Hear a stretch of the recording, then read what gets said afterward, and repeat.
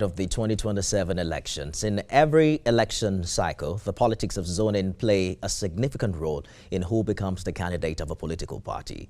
And that played out in the last elections in 2023, where the APC zoned its presidential ticket to the south, and the PDP couldn't reach a consensus whether to zone to the south or the north due to conflict of interest. Well, it's not just about the presidency. States also use zoning to decide who becomes governor.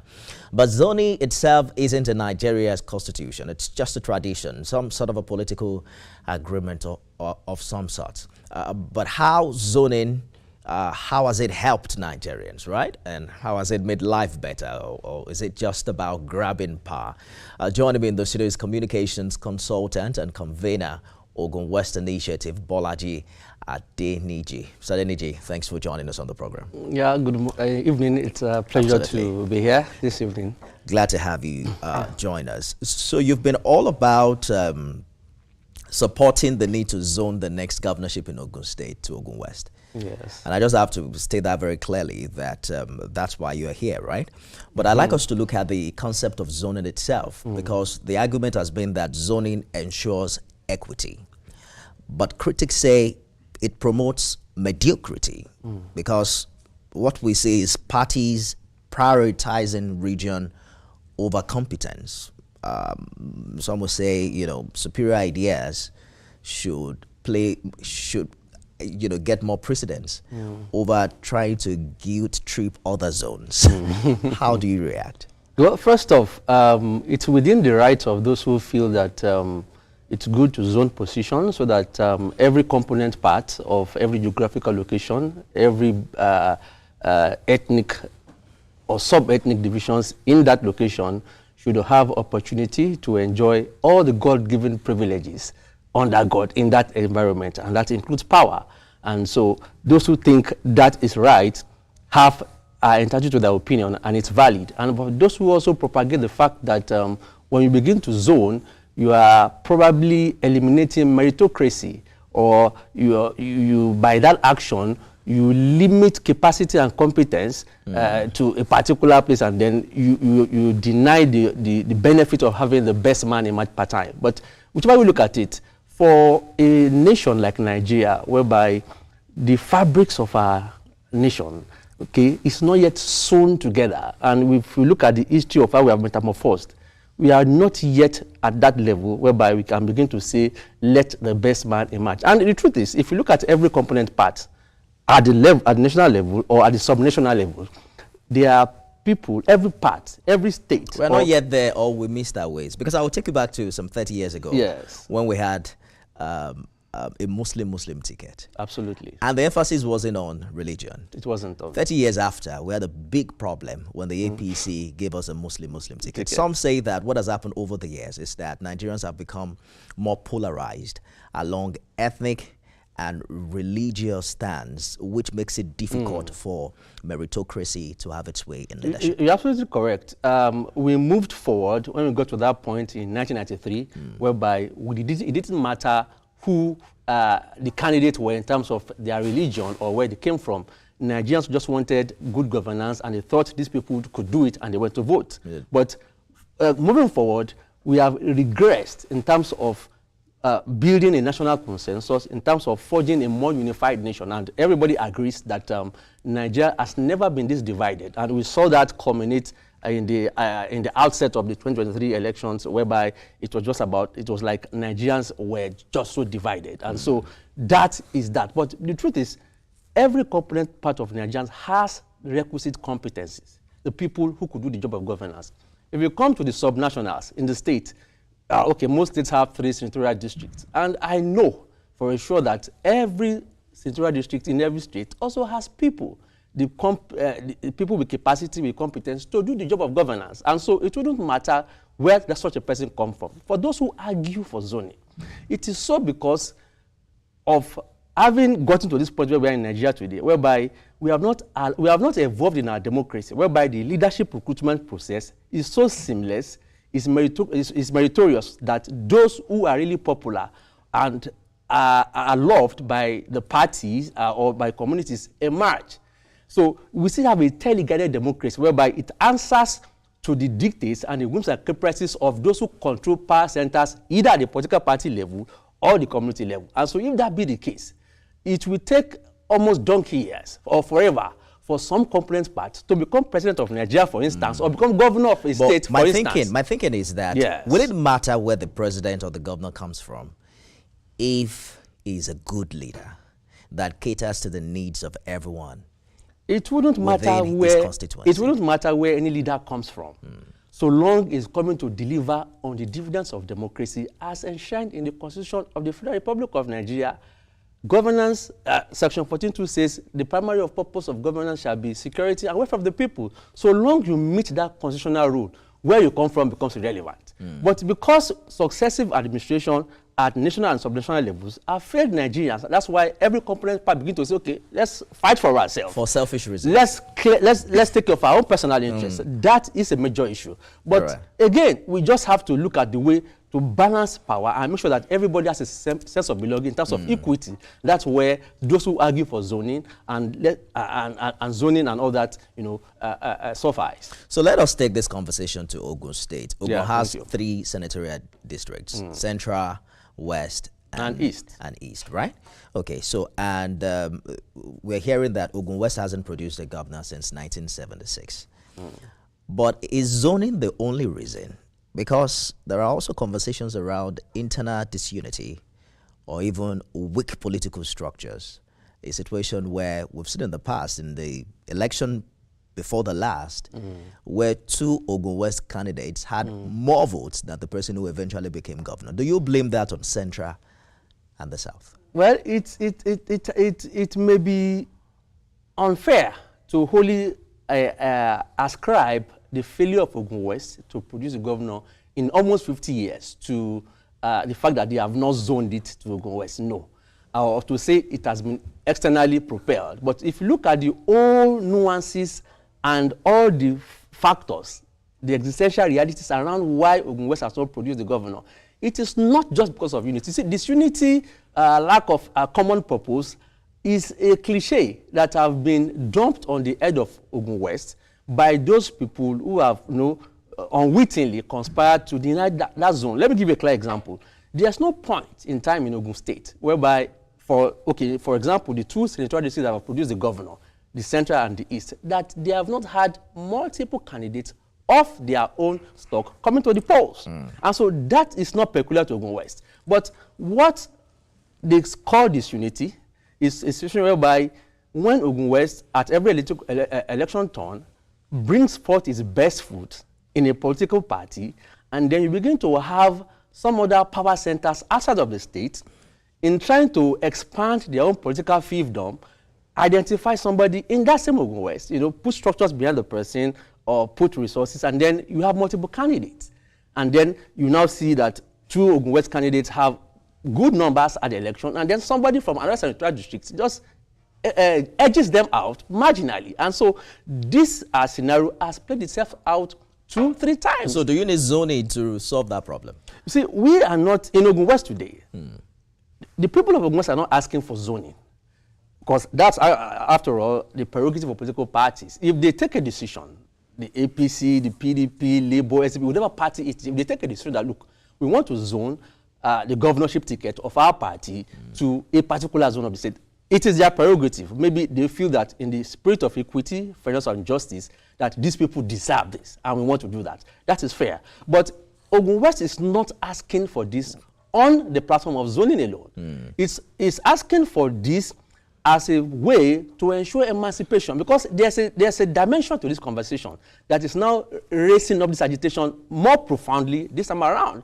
There's a nexus between power and development. If you go to the Ogun State today, the Ogun West Central District is far behind in terms of infrastructure development, in terms of access to human capital development and all that. And that has been eventuated. But why is that so? Because Ogun West is supposed to be like an industrial hub. Beautiful. Where you have Dangote, cement and whatever. Yes, the clusters, in the economic cluster around Ado, Duota, into Agbara, down to Lagos, it's in Ogun West. a lot of economic potential exists in Ogun West. Dangote is in Ogun West, Lafarge is in, a bit of Ogun West and Central. And so if you look at that and what Ogun West contributes to the IGR of Ogun State, it would amaze you that why are they lacking? It is simple. You see, no matter how benevolent you are as a leader, as a governor, when you assume office, your developmental agenda may be widespread. You may have that good faith to do well to the people of the state across board. But then there's a way that you see economic drive being galvanized in the direction of where they come from. Is it possible that you are giving too much power to these other offices? Because inside Ogun West, you have representatives, you have members of the House of Reps, you have senators. I think the Deputy Speaker of the House of Assembly, as we're speaking right now, is from Ogun West, right? No. But you have had ministers. I think there was a minister of state from the region in the past. I'm saying ministers and all that. Could Ogun West marginalization be less about zoning and who the governor is, to more about a weak advocacy? Because why hasn't the district leveraged its industrial strength to demand more federal attention if it's really an industrial hub? Do you need a governor to come from that region to make that happen? I'll tell you why when you have representatives. You see, National Assembly representatives' primary duty is to make laws for the good development of Nigeria. But they can also lobby. They also lobby to ensure that, for example, we have a senator from Ogun West today who is attracting so much to the region in terms of infrastructure. And that is good. He's doing fantastically well as a legislator, as a senator, and also a bit of, and our House of Reps are also doing well. But look, when you talk of the development in the state, a senator can probably bring some road maybe once in 3 years from the federal government because the budget is big. A rep can bring in some intervention within his small cocoon. But on the terms of the economic scale, where you are talking of infrastructure, community roads, healthcare centers, schools, markets, and then driving. Let me give you an example. The economic cluster in Ogun State before was domiciled in Ogun West, where you mentioned earlier. But if you observe now, especially in the last 8 years or more, there has been a deliberate shift of moving the economic clusters to the Remo zone, into Shagamu, into Ijebu-Ode, into Ekpe, and the agro-cargo is in Remo zone, the airport is in Remo zone, and the governor is also from that environment. And so you see there's a nexus between power and development. So what we are saying is it would have been nice if the developmental agenda of the chief executive is to say, look, let me create more economic clusters so that we have a more robust economy for the state. But it is different where you are shifting, putting the gravitas of the economic power of the state to zones where they are from, and neglecting. Let me interrupt you for a bit, because now those are the issues. For Ogun West to produce the governor, you will need the support of Central and East, right? Absolutely. But if your idea of having a governor from Ogun West is for the industrialization and development of Ogun West, why do you think the other senatorial zones will support you? Because it sounds like, you know what, all the hubs we've taken away from West, we're taking it back. We have to develop ourselves. I have heard one of your press briefings where you even talked about a particular industry in that region. Can't remember that you said has not had any development. It has not been fixed for a while. Why do you think the other senatorial districts will support an emergence of Ogun West if it is for the development of that zone? Okay, because a governor is supposed to be governor for all, right? Nobody has said that the desire for Ogun West to produce the governor is so that they can solely concentrate power and development in Ogun West. Well, you said there hasn't been development in Ogun West because you've not had a governor. Look, I said it earlier, and this is a science and both an art, that there's a nexus between development and power. You see, there's a way that development follows where power is. And the desire this time around, and if you see what is happening around Ogun West today, the conversation today is to have an Ogun Westerner as governor who will develop Ogun State as a whole. And what we are saying is that, look, don't think and don't assume that Ogun West does not have the capacity to do that. Give it to the former governors.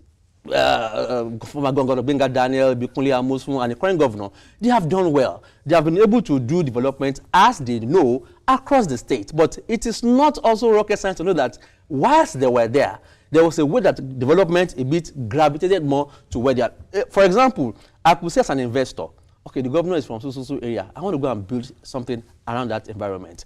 It's the governor, you go somewhere every weekend, you want to go and put in hotels there. And before you begin to know, there's a value chain effect of the fact that the governor is from this environment. We want that value chain effect because of power. But of course, when an Ogun Westerner becomes governor, he's going to be having a developmental agenda that is pan-Ogun State. So it is not for us to grab power and then say, now, after 50 years of negligence, of degradation, of deprivation, we now want, it is impossible for the governor to do that. It wouldn't even last 6 months if he does that. But how do you deal with the diversity in your ethnicity for a start? Because some say, in Ogun West, you have the Aworis, you have the Oguns, right? The Ketu, the Ohori, and all that. The Yewa. And there seems to be more diversity within West than we have in, Central and the East. And that, of course, has been perhaps one of the reasons why we've seen multiplicity of candidacy. Everybody wants to be governor. That's not correct. I corrected that insinuation a few days back somewhere. Diversity is a strength if well harnessed. I said it earlier that some of the reasons why Ogun West have not been governor, you can never find the fact that they were diversified in ethnicity. The Awori people in Ogun West, the Ohori people, the Ketu people, they speak one language when it comes to election period. You wouldn't find anybody saying the reason why I'm not voting for the Awori man is because I'm from Ketu, or the reason why I'm not voting for the Ketu man is because I'm from Ohori. No, that is not the conversation.